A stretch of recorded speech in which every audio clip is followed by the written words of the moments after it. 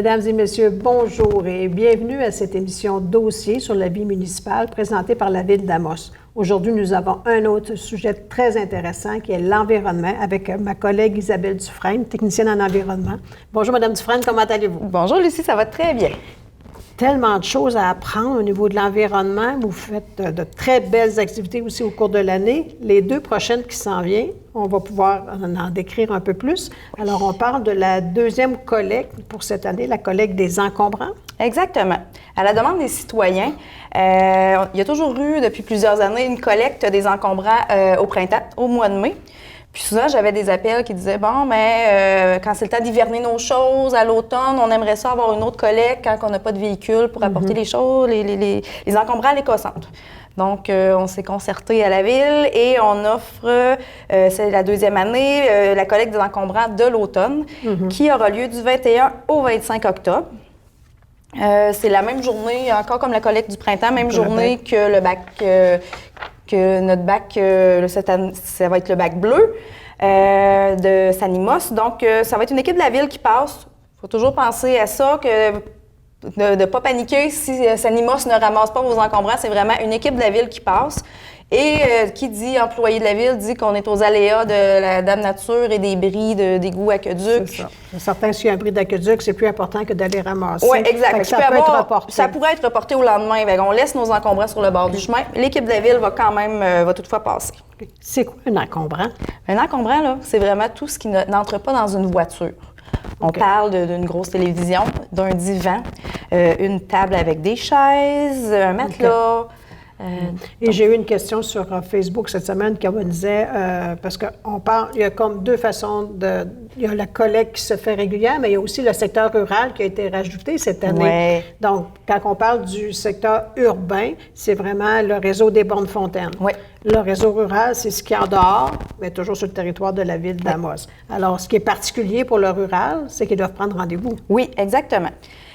Le secteur rural a été encore une fois offert, c'est nouveau de cette année, ça va être la 2e collecte qu'on l'offre, à la demande de citoyens qui étaient dans les chemins ruraux, qui voulaient prendre part eux autres aussi à la collecte des encombrants. Donc, la seule différence, c'est que pour envoyer le bon équipement, la bonne machinerie dans ces endroits-là, on leur demande de prendre rendez-vous avec moi. Je vais leur demander, en gros, qu'est-ce qu'il y a à aller chercher. On n'enverra pas une pépine puis un 10 roues si on a besoin simplement d'un camion, là. Donc, c'est pour ça qu'on doit prendre rendez-vous.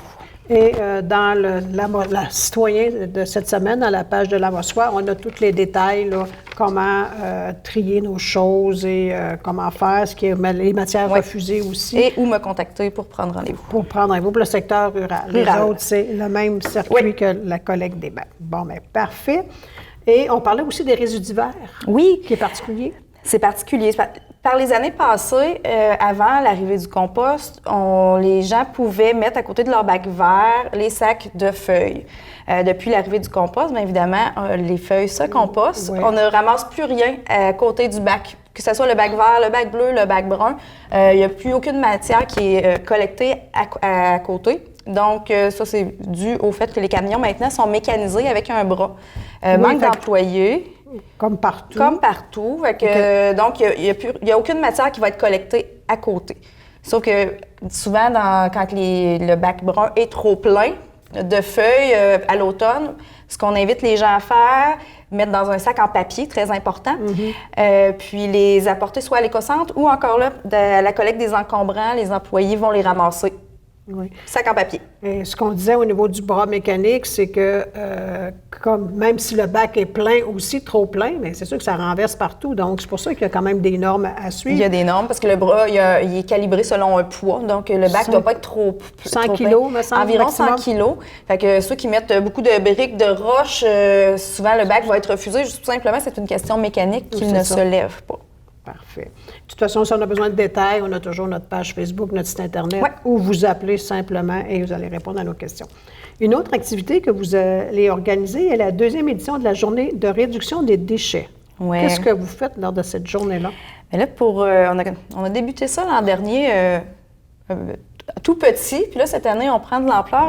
On a l'aide de la petite boutique.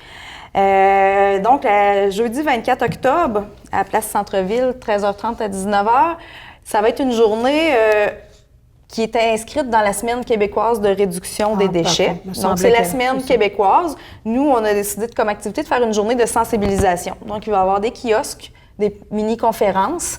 Puis, c'est ça, on invite les citoyens d'Amos et de la MRC Abitibi à venir nous rencontrer pour ça, on va venir chercher des petits trucs, comment réduire notre empreinte, comment éliminer le déchet ultime de notre vie. Là. Oui, parce qu'il y a quand même des trucs à aller chercher. Là. Il y a des gens qui disent « Ah, mon bac est plein », mais qu'on pourrait peut-être réévaluer puis regarder qu'est-ce qui va dans le bac. Peut-être qu'il y a des choses qui vont dans le bac, peut-être que ça va dans le bac de recyclage, peut-être que ça va dans le bac brun. Alors... Parce qu'en ce moment, la personne qui composte et qui recycle bien ne devrait pas avoir un bac vert complet. Là. Je ne parle pas d'une petite famille qui a plusieurs enfants aux couches. Ça c'est une autre histoire. Mais si on parle de deux adultes, 2 enfants, famille standard, on devrait être à la moitié du bac environ si on composte et on recycle bien, selon notre même si le bac est ramassé aux 2-3 semaines. Aux 3 semaines, exact. On n'a pas. Avez-vous d'autres choses à rajouter sur cette journée-là? Non, mais l'horaire va sortir bientôt. Surveillez le Facebook de la ville. Puis, on va voir l'horaire des kiosques et des conférences. Ah, très bonne idée. On va parler maintenant de l'Écocentre qui a pris son horaire d'hiver. Oui, exactement. Donc, depuis le 16 septembre, on est retombé à l'horaire d'Écocentre de automne-hiver. Donc, du lundi au vendredi, de 8h à 17h. Et le samedi, jusqu'à 16h, 8 à 16. Donc, les jeudis, vendredi soir, on est maintenant fermé. Oui, mais il fait noir de toute façon. Exactement. Et votre équipe est là. Et vous êtes en agrandissement aussi? Oui, la petite nouveauté, on est en agrandissement. On double presque la superficie pour question d'avoir plus de carreaux pour recevoir les citoyens, plus de matière. Mieux équipés. Donc, on est... Et il y a certaines matières qu'il faut absolument aller porter à l'Écocentre. Là, on a la récupération qu'on fait, mais on parle de détecteurs de fumée, de matières dangereuses. C'est important de souligner. Détecteur de fumée, c'est une des seules matières qu'on ne peut mettre absolument pas dans le bac vert ni dans le bac bleu. Pourquoi? Parce que ça contient de la matière radioactive. OK. Puis nous, on les récupère et on les envoie à une compagnie qui vont vraiment les récupérer, les recycler de la bonne façon. Oui. Et il y a juste une compagnie qui fait ça. Oui, il y a juste une compagnie en ce moment qui le fait. Fait que c'est vraiment, faut pas l'envoyer dans le bac vert justement pour pas que ça ait envoyé de la radioactivité au lieu d'enfouissement. Oui. Et là, peut-être les gens vont dire « Ah, je peux pas aller à l'Écocentre juste pour un détecteur de fumée, donc gardez-le jusqu'au mois de mai. On a l'Écocentre en ville au mois de mai à chaque année. Au mois de mai, la longue fin de semaine.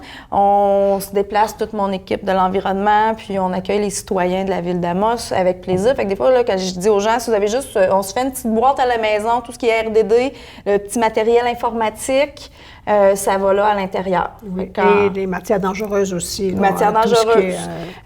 Tout ce qui est huile, peinture, ça va là, les aérosols, bonbonnes de propane. Puis j'invite aussi les gens, tout ce qui est matériel informatique. Donc, même si c'est des grosses télévisions qui fonctionnent encore, on les apporte pas à la petite boutique parce qu'ils ne les prennent pas non plus. Il faut vraiment tout ce qui est matériel informatique, direction Écocentre. On est le point de dépôt pour la ville. Oui, et aussi peut-être rappeler qu'on a des congés fériés aussi, encore qui s'en viennent. Alors, l'Écocentre va être fermé. À l'Action de grâce. À l'Action de grâce. Et la collecte du bac se fait aussi. Reportée au lendemain. Au lendemain. Donc, mais si on a besoin d'informations, de toute façon, vous allez nous en donner. On peut vous appeler ou aller sur le site Internet. Et une belle application qui nous dit qu'est-ce qui va où, là? Ça va où? L'application Ça va où de Recycle Québec. Très pratique. On rentre notre ville.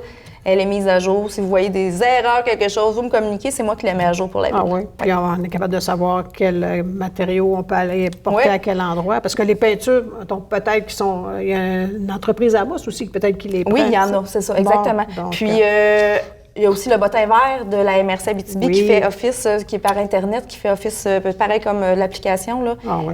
Merveilleux. Parfait. Et on voulait aussi parler de compostage, puisque c'est notre première année et ça va bien. Oui, après 18 semaines, ça va très, très bien. On est à 415 tonnes de recueillis sur une prévision de 1500 annuels. Fait qu'on est vraiment dans notre cible, d'autant plus qu'en ce moment, on n'a pas les institutions. C'est vraiment les 6 logements et moins. Donc, ça va vraiment très bien. On est super contents. Eux autres vont s'ajouter là, à un moment donné parce que c'est complexe. Oui, on travaille fort. C'est très complexe. Ce qu'il faut dire, c'est que les institutions, par exemple, les écoles, les milieux hospitaliers, faut que je m'arrête d'aller rencontrer ces gens-là, puis qu'on se dise... connaître le besoin.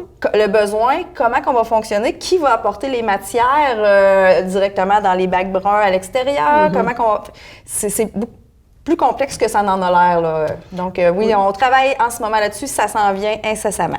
Donc, notre quantité de compost, la proportion va augmenter. Va vraiment augmenter. Donc, au niveau du compostage, on a des beaux trucs que l'on publie sur notre page Facebook, la page Facebook de la Ville, mais aussi qui provient de la MRC, puisque la MRC est quand même le porteur du dossier. Oui. Et il y a quand même des bons trucs ou des choses à ne pas faire aussi qui nous disent... on a nos petites gaffes du bac. OK, gaffe du bac on a les trucs. Et les bons coups aussi. Il faut le prendre en rien quand on dit gaffe du bac. Voyons. La gaffe du bac. Gaffe du bac, exact. Mais en fait, ce qu'on veut dire aux citoyens, là, c'est que souvent, c'est les mêmes contaminants qu'on retrouve. Donc, on a soit le citoyen qui veut vraiment bien faire, puis là, on retrouve beaucoup, par exemple, on va trouver une salade, une laitue qui est encore enveloppée dans son plastique. Okay. Un élastique autour du céleri ou du brocoli. Des poivrons encore dans le sac. Cette semaine, c'était des tomates dans une petite barquette. Fait que ça, c'est les contaminants. Là, on dit, bon, la personne a fait le premier plan de dire, ça va vraiment dans le bac brun. Mais bon, il reste à enlever le contaminant plastique. Mais ça, c'est des citoyens qui veulent vraiment. Donc, tout ce qui est plastique mou, même quand on dit des plastiques compostables, ça reste du plastique. Donc, ils sont refusés sur la plateforme de la Ville. Faire attention, toutes les petites barquettes de framboises, de fraises, de bleuets. Les paniers de pêche, par exemple. Bon, bien là, à la fin du compostage, on retrouve juste les petites poignées qui se promènent. Là. Fait que, prendre la petite poignée en plastique, on l'enlève. Même chose pour les sacs de pommes de terre. Parce que le temps de décomposition n'est pas le même pour le résidu vert que pour le plastique. Mais le plastique ne se dégradera les pas papiers, avant. les cartons, ça va assez bien. Ça va quand même bien parce que je vais prendre l'exemple justement des sacs de pommes de terre qui sont en papier. Dans les premiers temps, bien là, on ne se rend pas compte, mais le petit grillage est comme en espèce de plastique. Quand j'arrive à mes andins en maturation, bien, on retrouve plein de petits grillages, mais le papier autour a été composté, décomposé. Donc, il faut enlever le petit grillage. Fait que ça, c'est vraiment nos principaux contaminants dans le... sinon, ça va très bien. Mais lorsqu'on s'en rappelle peut-être pas, lorsqu'on a mis en place le recyclage, aussi qu'on s'est adapté parce qu'il y a quand même des choses qui n'étaient pas recyclables. Donc, on s'est adapté et ça va être la même chose pour le compost. Oui, c'est pour ça que on va tranquillement. On a eu notre première saison, on sait un peu, là, bon, on regardait, il y en a plusieurs qui se plaignaient, bon, les mouches à fruits, les vers, mais on a eu des trucs aussi. Le monde nous disait, moi, j'emballe tout ce qui est emballé. On a moins de verre, on a moins de petites mouches. Si notre bac est bien fermé sur le dessus, les mouches ne vont pas pondre à l'intérieur, les mouches noires pour aller faire des larves. Fait qu'il faut s'assurer que notre bac est bien fermé sur le dessus. Mettre de la petite vache, laver avec du vinaigre. Il y a plein de trucs congeler. Il y a des citoyens qui me disent, moi, je ne mettrai pas ça au congélateur. Je dis toujours, on vous donne plein d'outils. On utilise l'outil qui va selon nos besoins. Là. Donc, un coup qu'on a notre poubelle, on a mis les enveloppants, tout ce qui est les plastiques et tous les emballages, puis qu'on a mis puis on ne devrait pas jeter rien. Hein? On a aussi des trucs pour ne rien jeter. Franchement, nos bacs, ils sont vraiment pas pleins. Là. Vraiment, notre bac vert devrait être à diète. Là. Quand on prend le temps d'examiner ce qu'on met et où, puis de vraiment vérifier est-ce que c'est la bonne façon de faire, est-ce que peut-être que j'ai pas mis ça à la bonne place, c'est ça qui fait que mon bac est plus rempli. Tu vois, là, quand quelqu'un me dit... que le compostage, c'est compliqué versus le recyclage. Moi, je dis toujours, quelqu'un qui trouve le recyclage facile, c'est parce que le recyclage est mal fait ou qu'il y a des erreurs. Là, parce qu'on voit, il faut retravailler aussi ça, notre petite sensibilisation du recyclage. On retrouve beaucoup de plastique qui a pas dans, on est porté à dire c'est plastique, ça va au recyclage, mais malheureusement non. Si c'est tout petit, s'il n'y a pas de sigle, des ustensiles en plastique, ça va pas au recyclage. Les petits contenants de lait qu'on prend, là, mais non, ça non plus, il n'y a pas de sigle. Il n'y a pas de sigle, fait qu'il faut prendre le temps de s'attarder. Puis c'est à force d'en parler qu'on va réussir à faire. Et c'est avec nos émissions qu'on réussit à donner ces petits trucs-là, ces choses-là. Donc, on invite les gens à aller voir notre site Internet, notre page Facebook. Dans le citoyen d'Aricana, on a aussi beaucoup d'informations pour la page de la Mossoie. On retrouve plein de trucs. On peut toujours vous appeler. Vous êtes toujours disponible pour répondre aux citoyens. Et un petit coup de pouce, des fois, ça peut juste comme aider un citoyen, puis qu'on trouve ça beaucoup plus facile. Plaisir de parler aux citoyens. Donc, bonne chance avec vos prochaines activités. Et merci, on vous attend. En grand nombre. Merci beaucoup et on vous souhaite une excellente semaine. Bonne journée.